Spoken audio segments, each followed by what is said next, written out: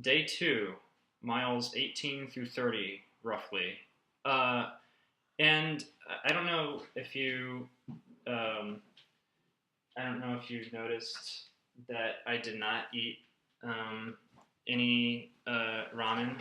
So this is my last day in Tokyo. This is my last chance to eat ramen in Japan forever.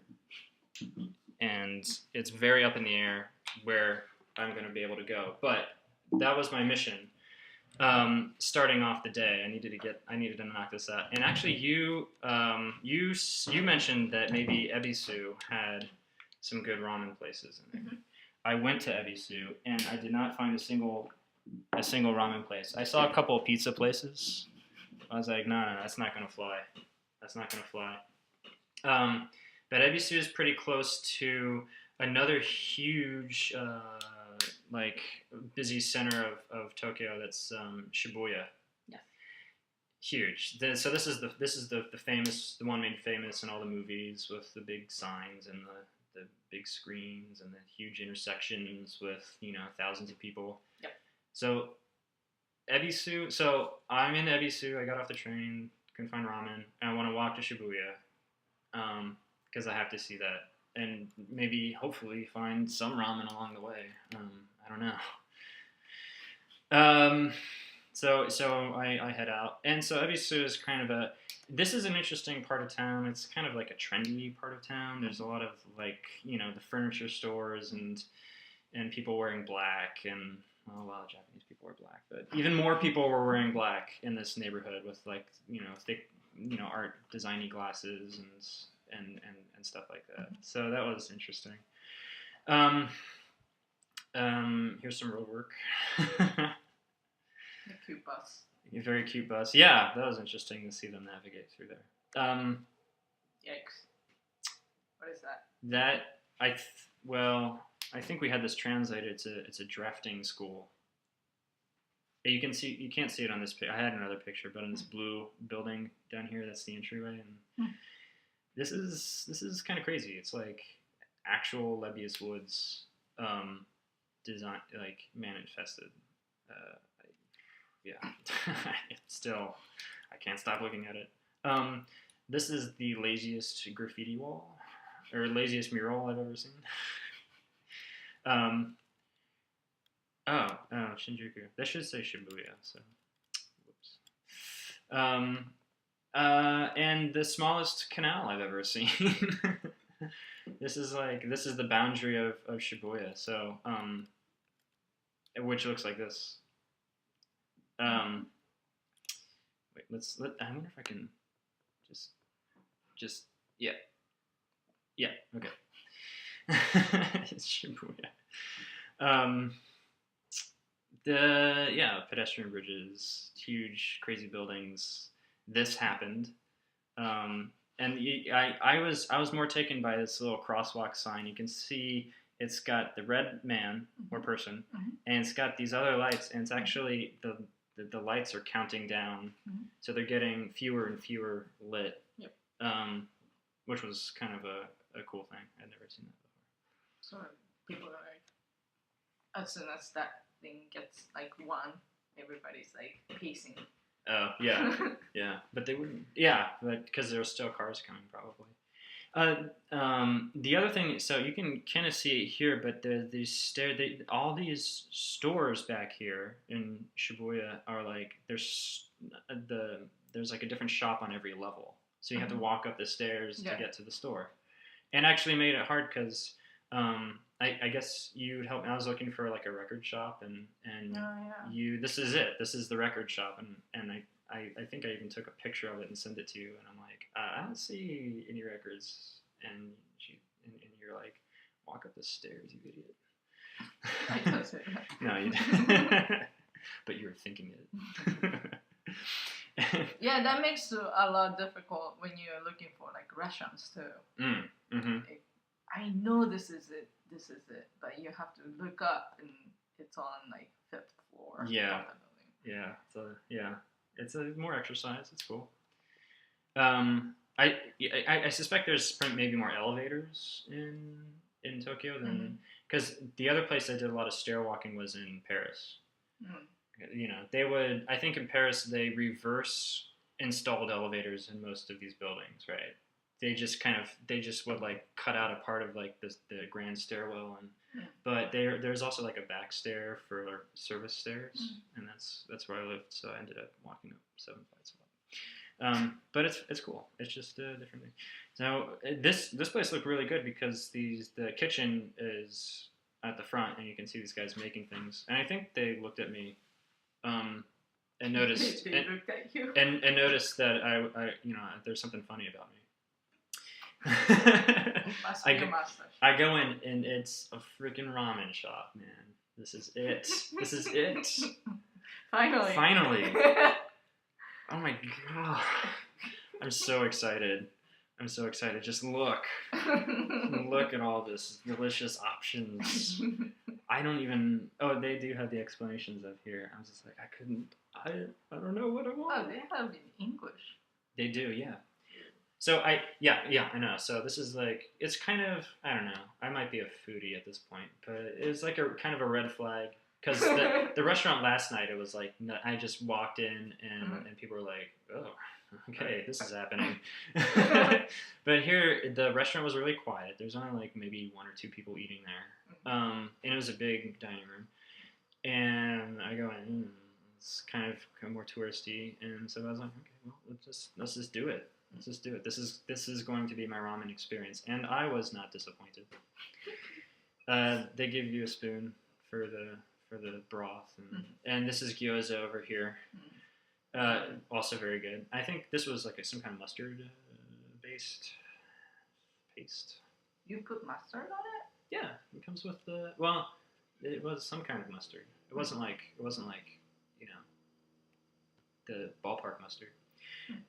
And I had a great view of this kid like just folding and wrapping like hundreds of little gyozas. So you can see there's the pot with the filling, and here are his little envelopes. And he was kind of a funny, awkward kid. And then I like stomach complete, I go up to the record store, which you but at this point indicated where it was.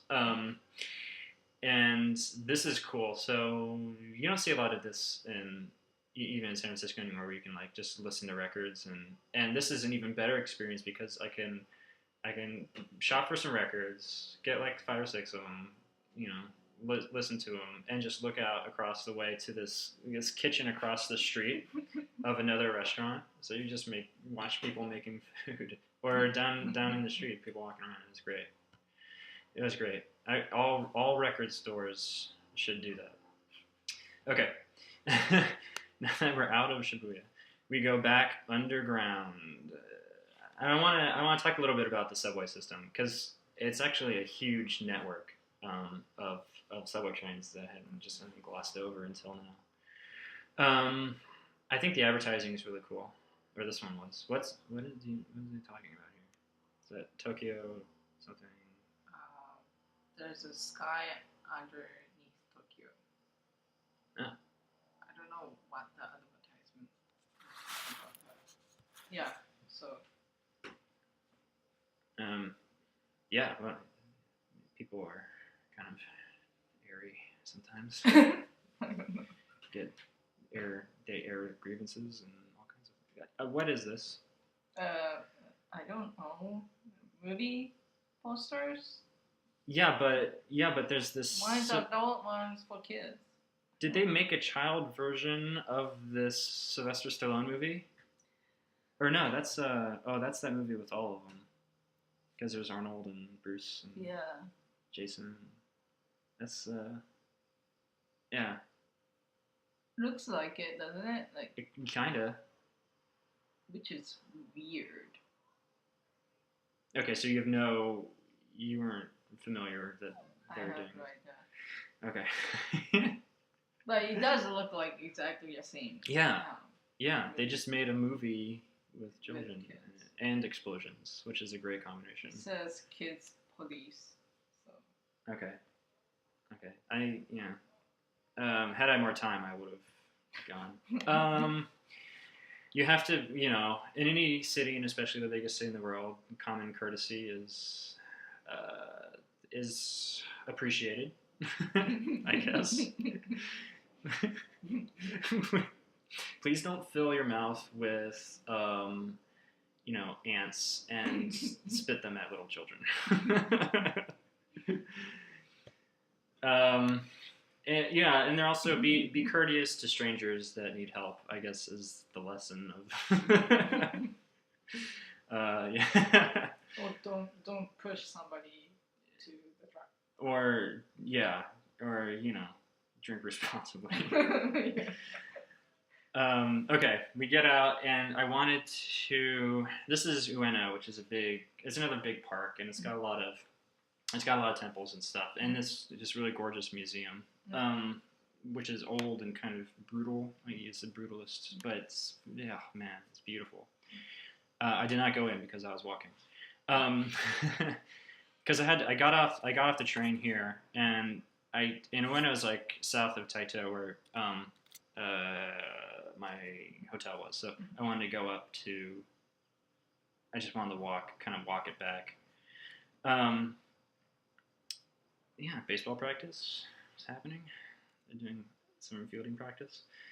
I just thought this was like a cool building. I don't know. It's contemporary, but it's like reflective of these older museum buildings around. Yes. Yes. What lost? What is it? What, lost cat? No. This way to go. Oh, prohibited. Yes. Cats are prohibited. No. No white cats allowed. Cats are okay. This is public announcement from the Taito ward. Public health department. So in Japan, there's still lots of stray cats. Yeah. It's okay. Okay. They can roam around, but nice people leave food outside. For cats. Right. But other animals and insects don't differentiate that's for cats or not. So. Okay. Human intention is just for cats, but of course, big, gigantic, nasty crows come and nasty what? Crows? Crows. Yeah. Okay. Make huge mess. Yeah, like that. Right. Or if you just leave it out there long enough,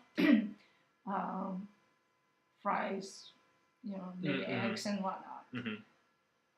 So that's gross. Yeah, so the public health department, prohibited to leave food for cats. Oh, huh. Well, they have a very charming way of making that announcement. Another temple. Oh, no surprise. I loved this. Oh man. This was a great way to end my second day. I was probably really exhausted at this point, but now we're back in these small alleyways, kind of just twisting their way up through. And I kind of know where I'm going. Anyway, at every intersection they have like a cross showing that there's streets coming out, because there's so many of these things and they just don't, like, you could easily not see it. And cars are like coming up and down through here, and people on bikes, and a few people walking. I love the scale of this because all these little houses have these different characters to it, furniture out. Oh man, I was just, and it just went on and on. I was walking through here for a better part of an hour, I'd say. Yeah, I like these materials. I like the textures going on here. Just this kind of this sense of different senses of enclosure. You've got like enclosed building and semi-covered stairways, and somehow they're construction is happening in places, or destruction, and more temples with little gates. I'm finally finding my way back to Minoa. I'm looking for this big street called I think it was Geijidori. I know I'll get to there eventually because I keep going north, and this street goes like the opposite, perpendicular to that. So, but I'm getting a little impatient, and I'm getting hungry again. I cannot. The ramen didn't hold you too long. No, it's getting pretty late at this point. It's becoming dusk. I am figuring out what I can do for dinner. This is just like, it's happening again. I can't believe it. And it's always this kind of like, it's going to be kind of awkward a little bit, right? You find a place to eat and sit down and do that thing. And, oh, man. Anyway, so I'm hoping to find the big street, and I was looking for these taller buildings, which would be kind of up against a larger street. So, So what I did was, do I have a picture of that here? What I ended up doing is I couldn't find anything. All of a sudden it was dark out, and I passed a couple of places. I'm remembering this now for the first time, that looked like good candidates, and actually, this was terrible. And I walked past them, just kind of checking things out, and I'm like, okay, I'll go back there, and I turn around, and I can't find these restaurants again. Like they've vanished. That's me. I don't know. True. I thought I was on the same street. I might have been on a different street. Probably.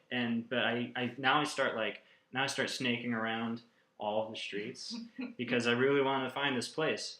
And it's just getting worse and worse and darker, and I'm just like, oh man, this is terrible. This is what I'm gonna do. And I ended up there was a light at the end of this experience, and the light was a 7-Eleven.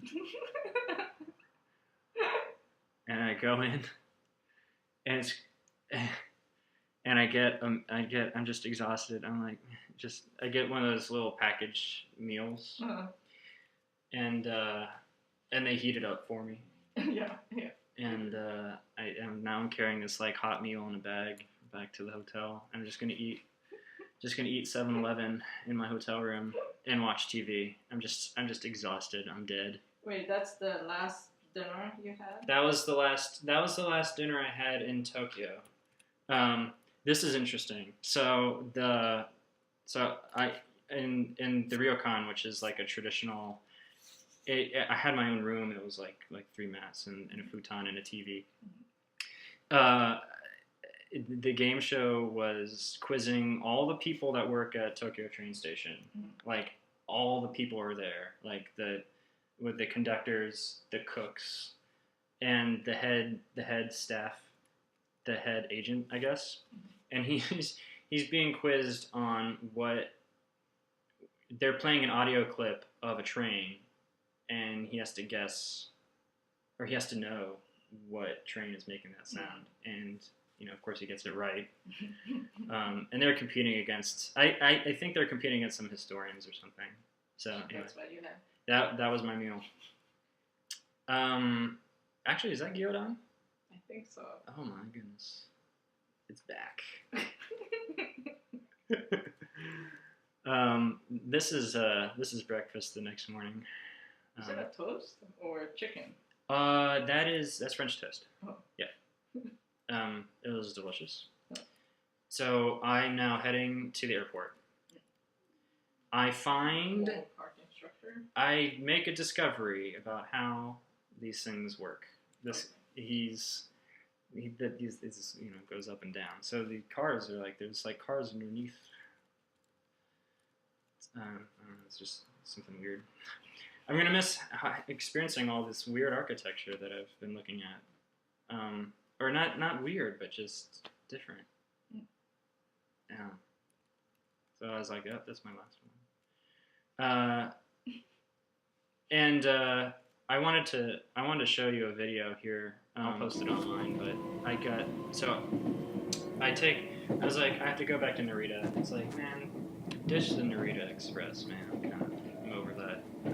There's like the Dreamliner, right? That's the other, the Skyliner. That's the other option. And so I get tickets for the Skyliner, and I'm going, and it just. It's like rocketing you out of the city to Narita. Narita's like 50 miles. And not that far, but you're sitting on a train for an hour, and the thing that's passing you outside the window is just it just keeps going. It keeps going. Like, you know, you pass a school and you see the kids playing in the yard, and it's night. So I put my camera up to record. I was in trance for like 5 minutes, just watching all these things happen. Yeah, it's amazing. So I'll post that. And then I get to the airport, and I have some time. So yeah, all right. My plane's actually leaving 3 hours later than I thought. That was pretty early. So they have a mall near the airport, and they have they have restaurants in the mall. So it's like, yes, bonus food score, soba noodles. And this is meat. So this is like ginger and some kind of interesting plant thing, and then there's like a salmon. That's salmon down there. Oh, yeah. On the rice. On the rice, yeah. Bonus food score. Green tea Kit Kats. Yeah. And there's the plane. And it's a big plane. And bonus food score. Japanese curry on a plane. Bubble biscuit.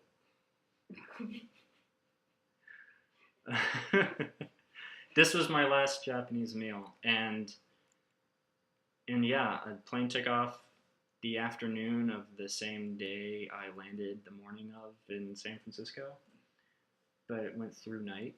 So actually, what I was, oh man, did I keep that? So I'm trying to calculate, okay, on a piece of paper, it's like, what time is the plane in? And is it actually advanced into the next day before jumping back into the previous day? I even I downloaded like a time zone chart. I couldn't figure it out. I hope I have that. I'll post it if I have it. And then yeah, I land and start a brand new day, the same day. Back in San Francisco, which to me was America's different now, because not only had I seen more Japanese people in that one intersection in Shibuya than I have ever in my whole life, but that was kind of and all through Tohoku, I was like the only white person I had encountered for an entire week, and it's just and there's something about being in Japan where everyone does have a kind of a cultural baseline identity. Kind of like everyone goes to the Shinto shrine and doesn't really think much about it. And then you come back to America and you realize that there's nothing like that tying everybody together. It's kind of crazy. And I realized that this place that is my home. I've born here, I grew up here. And we are kind of the weirdos. We're the weird country in the world where this happens, and most other places do have, like some kind of cultural glue on a level that we don't have here. So that was my culture shock coming back here. It wasn't nearly as bad as the culture shock coming back from Haiti. But I was like, yeah, man, everyone kind of does. Everyone does what they want, basically, and they say they believe in certain things, but you have to be careful that they're not actually just. I don't know if that's like a human condition kind of thing, but it's definitely more. It just jumps out at me more, having been to Japan, and that was a great trip. I thought it was an awesome opportunity, and I loved everything. All of the Tohoku, just being up there and hanging out with those guys and seeing the projects, and it's really fortifying. Cool. Yeah. So thank you for helping me get out there and helping me with everything. And thanks to Students Rebuild for supporting those amazing projects, and everyone's really excited. Yeah. And they're making a difference. Yeah. Huge. Like, for real. Cool. All right. Cool. Let's get some dinner. Yeah. Making me hungry. Yeah. That'll happen.